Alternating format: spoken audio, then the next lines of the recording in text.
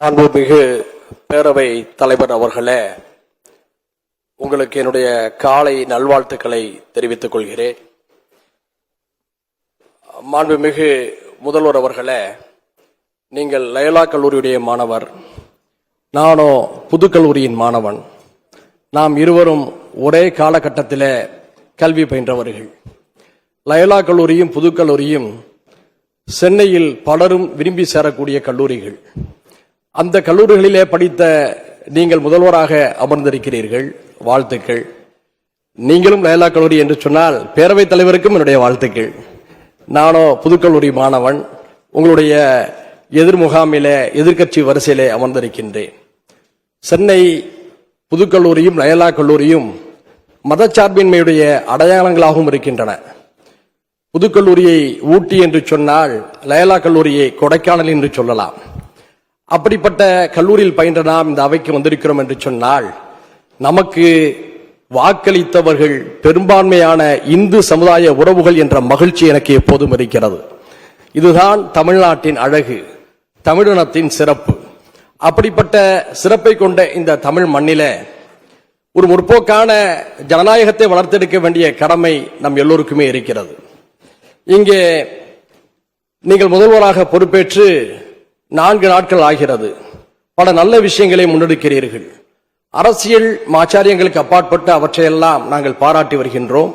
பத்திரிகையாளர்களிடமும் எங்களுடைய வாழ்த்துக்களையும் பாராட்டி வருகின்றோம், தெரிவித்து வருகின்றோம். இப்போது கூட நீங்கள் 717 மதுக்கடைகளை மூடியிருப்பது தமிழ்நாட்டில் இருக்கக்கூடிய பெரும்பான்மையான மக்களுடைய மனதிலே ஒரு பெரிய மகிழ்ச்சியை ஏற்படுத்தியிருக்கிறது. அதற்காக என்னுடைய வாழ்த்துக்களையும் பாராட்டுகளையும் இந்த அவையிலும் உங்களுக்கு தெரிவித்துக் கொள்வதிலே நான் மகிழ்ச்சி அடைகின்றேன். அதே நேரத்தில் என்னுடைய மாற்று கருத்து ஒன்றையும் நான் பதிவு செய்ய கடமைப்பட்டிருக்கின்றேன். தங்களுடைய அரசியல் பிரிவுடைய சிறப்பு அதிகாரியாக ரிக்கி ராதன் பண்டிட் என்பவரை நீங்கள் நியமித்திருக்கிறீர்கள். இந்த விஷயத்தில் ஒரு வரலாற்று செய்தியை நான் பகிர்ந்து கொள்ள விரும்புகின்றேன். தமிழ்நாட்டுடைய எழில்மிகு வரலாற்றிலே சேர சோழ பாண்டியர்களுடைய சிறப்புகளை பேசாமல் யாரும் இருக்க முடியாது. கிபி 2ஆம் நூற்றாண்டில தமிழ்நாட்டில் சேர மன்னராக இருந்தவர் இமயவரம்பன் நெடுஞ்சேரலாதன் என்பவர்.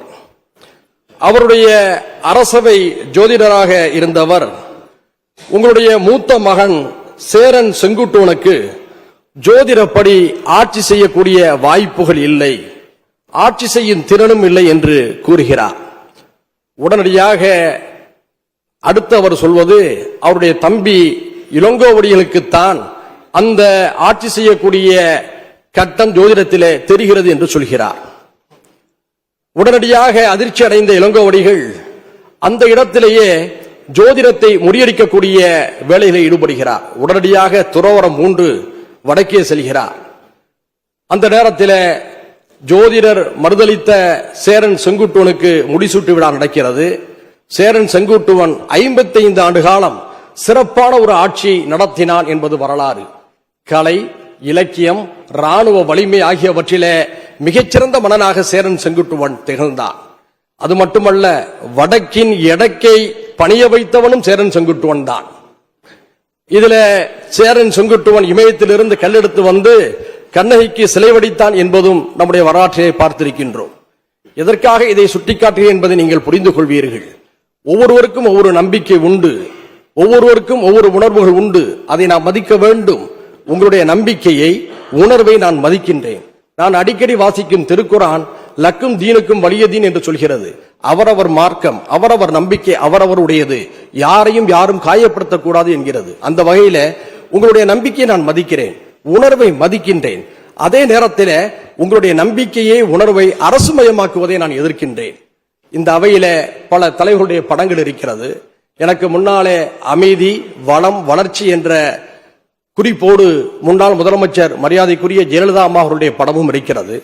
அவர் ஜோதிடத்திலே மிகவும் ஈடுபாடு கொண்டவர், ஜோதிடத்தை தன்னுடைய வழிகாட்டலாக ஏற்றுக்கொண்டவர். அது அவருடைய உணர்வு. ஒரு முறை போயஸ் தோட்ட இல்லத்திலே அவரை நான் தேர்தல் கூட்டணி பேச்சுவார்த்தைக்காக சந்தித்த போது சொன்னார், தம்பி, எனக்கு ஜோதிடத்திலே நம்பிக்கை உண்டு, ஆனால் உங்களுக்கு நம்பிக்கை இல்லை. எனது உணர்வை நீங்கள் மதிப்பீர்கள் என்று நம்புகிறேன், உங்கள் உணர்வையும் நான் மதிக்கின்றேன். அதே நேரத்தில் குறிப்பிட்ட நேரத்துக்குள் கூட்டணி ஒப்பந்தத்தை நாம் போட வேண்டும் என்று சொன்ன பொழுது அவருடைய உணர்வை மதித்து அவருக்கு சொன்ன நேரத்துக்கு முன்பாகவே கையொப்பமிட்டு வந்து அந்த பண்பாட்டை நான் மதித்தவன். அந்த வகையிலே உங்களுடைய உணர்வை மதிக்கின்றேன். ஆனால் ஜோதிடத்தை அரசுமயமாக்குவதை ஏற்க முடியாது என்பதை இந்த நேரத்திலே மாற்று கருத்தாக தெரிவித்து உங்களுடைய நம்பிக்கை கோரும் இந்த விவாதத்திலே என்னுடைய எதிர் நிலைப்பாட்டையும் தெரிவித்து அமர்கிறேன். நன்றி.